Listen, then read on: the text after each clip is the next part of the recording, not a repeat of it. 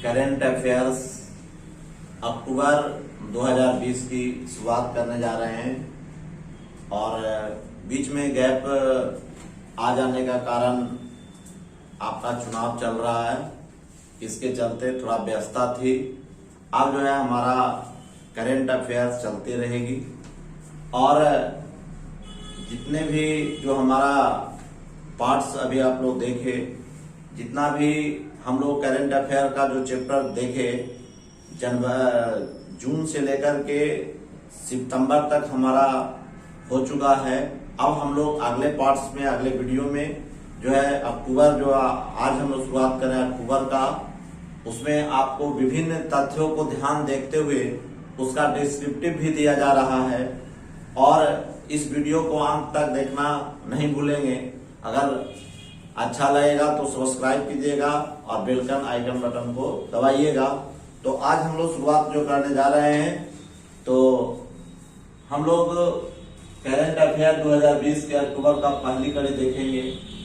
6 अगस्त 2020 के अनुसार हमारा रेपो दर, रिवर्स रेपो दर, बैंक दर, नगद आरक्षण अनुपात, सांविधिक तरलता अनुपात कितना कितना है उसकी हम लोग चर्चा करेंगे।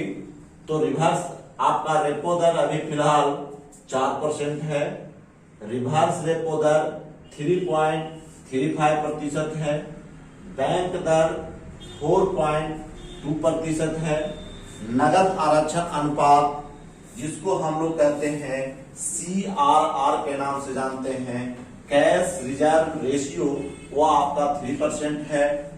SLR जिसको बोलते हैं, स्टैट्यूटरी लिक्विडिटी रेशियो, वो आपका 18% हो गई है। अब हम लोग जो कुछ नए राज्यपाल का जो बनाए गए हैं, अभी फिलहाल जो है गोवा के राज्यपाल सत्यपाल मलिक थे, लेकिन इनको चेंज कर करके मेघालय के राज्यपाल बना दिया गया है। मेघालय के नए राज्यपाल सत्यपाल मलिक। दूसरा है गोवा एवं महाराष्ट्र के राज्यपाल भगत सिंह कोश्यारी, ये दोनों राज्य के राज्यपाल थे। यूपीएससी का फुल फॉर्म होता है union public service commission, Hindi में इसको कहते हैं संघ लोक सेवा आयोग के अध्यक्ष अभी फिलहाल डॉक्टर प्रदीप कुमार हैं। यूपीएससी में कुल सदस्यों की संख्या, अब सदस्यों की कुल संख्या याद करने के लिए हम लोग संघ लोक सेवा आयोग लिखेंगे। संघ लोक सेवा आयोग में जितने शब्द हैं, जैसे संघ में 2 शब्द हुए, लोक में आपका 2 शब्द हुआ, सेवा में 2 शब्द हुआ, आयोग में आपका 3 शब्द हुआ, टोटल मिलाकर के 9 हुआ। इसका मतलब इसमें जो है कुल सदस्यों की संख्या 10 होती है, एक जो है अध्यक्ष होते हैं और 9 अन्य सदस्य होते हैं। संघ लोक सेवा आयोग का वर्णन हमारा संविधान के अनुच्छेद 315 में किया गया है, जबकि संघ लोक सेवा आयोग के कार्यों का वर्णन जो है 320 अनुच्छेद में किया गया है। भारत के नए नियंत्रक महालेखा परीक्षक गिरीश चंद्र मुर्मू है। CAG का सबसे पहले हम लोग फुल फॉर्म जाने। CAG का मतलब होता है कंट्रोलर एंड ऑडिटर जनरल। नियंत्रक एवं महालेखा परीक्षक का वर्णन संविधान के भाग 5 में किया गया है, जो आपका अनुच्छेद नंबर 148 से लेकर के 151 तक वर्णन किया गया है। DRDO के चेयरमैन श्री जी सतीश रेड्डी हैं। DRDO का फुल फॉर्म होता है डिफेंस रिसर्च डेवलपमेंट ऑर्गेनाइजेशन।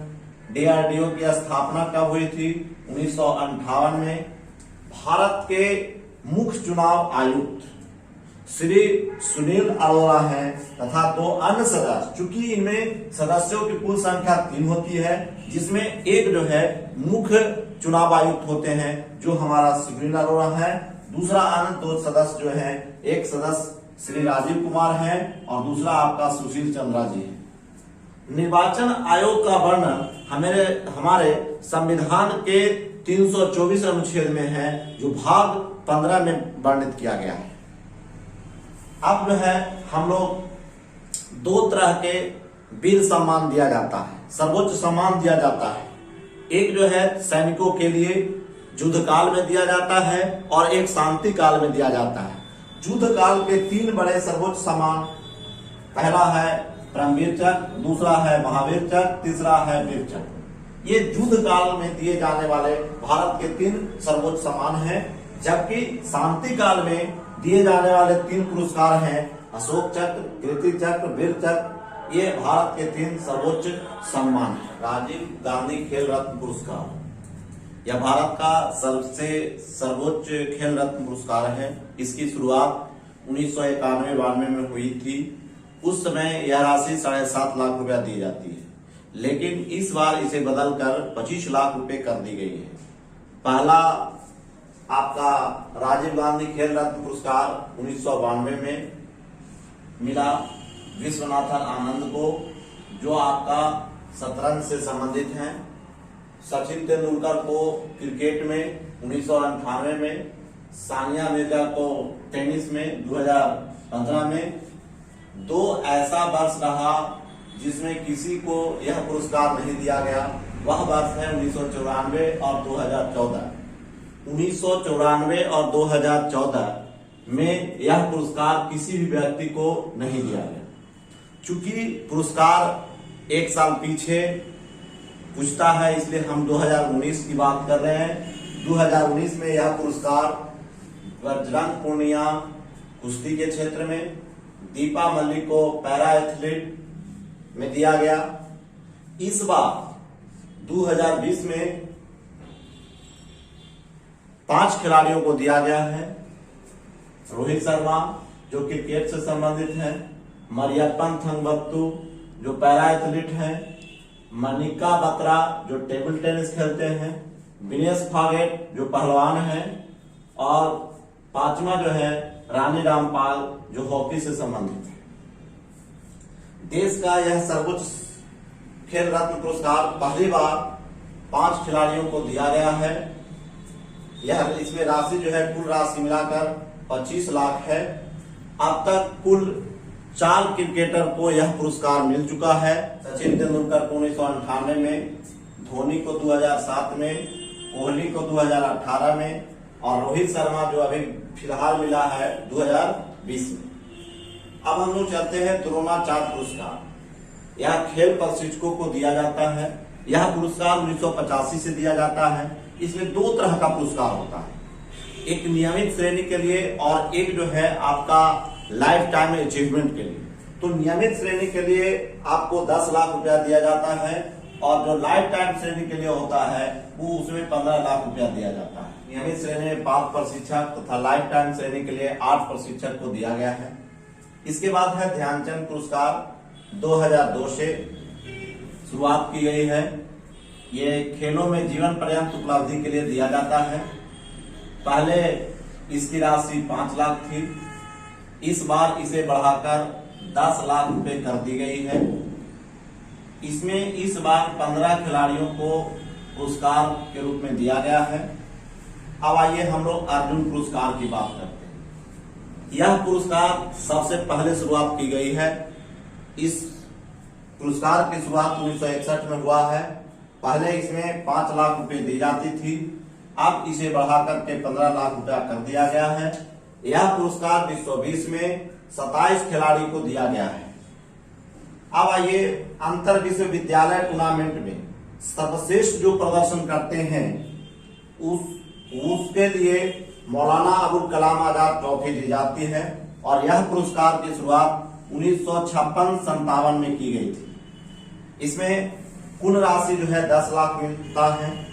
इस बार इस मौलाना अबुल कलाम ट्रॉफी के विजेता जो है पंजाब यूनिवर्सिटी है। प्रेम भाटिया पुरस्कार पत्रकारिता के क्षेत्र में दिया जाता है।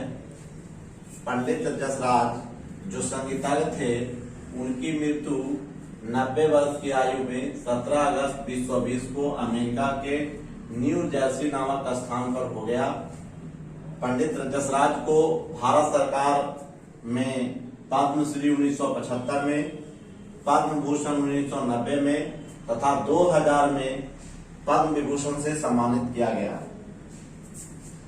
चेतन चौहान ये पूर्व टेस्ट क्रिकेटर खिलाड़ी हैं तथा उत्तर प्रदेश में योगी आदित्यनाथ की सरकार ने कैबिनेट मंत्री का 16 अगस्त 2020 को गुरुग्राम में निधन हो गया।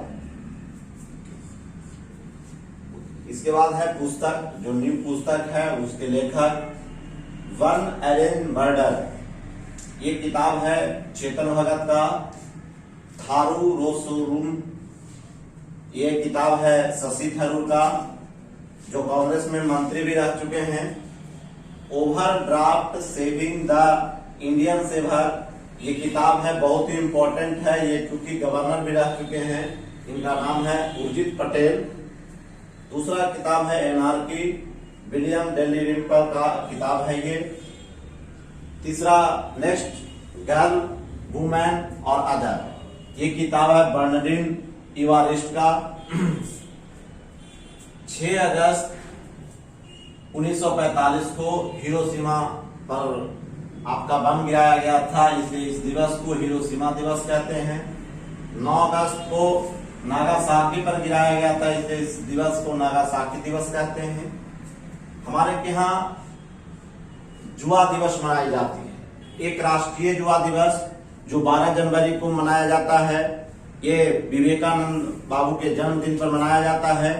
दूसरा जो है अंतर्राष्ट्रीय जुआ दिवस मनाया जाता है, जो आपको 12 अगस्त को। यह प्रक्रिया जो है 1999 से शुरुआत की गई है।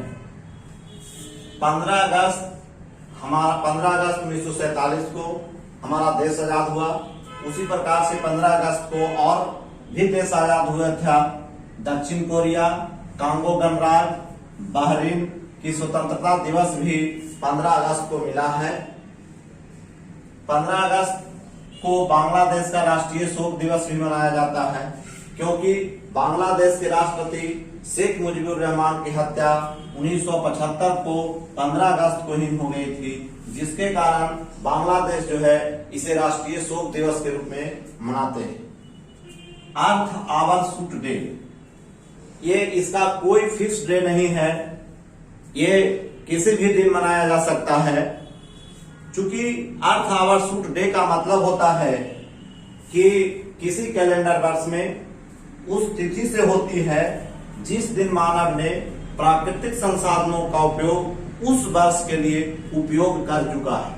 मतलब एक फिक्स होता है कि इतना दिन में आपको इस वर्ष में इतना ही प्राकृतिक संसाधनों का उपयोग करना है। अगर उससे आप ज्यादा करते हैं, इसका मतलब आप प्राकृतिक संसाधन को बर्बाद कर रहे हैं। इसलिए हमारे देश में ये जो है एक परंपरा चली आ गई कि यह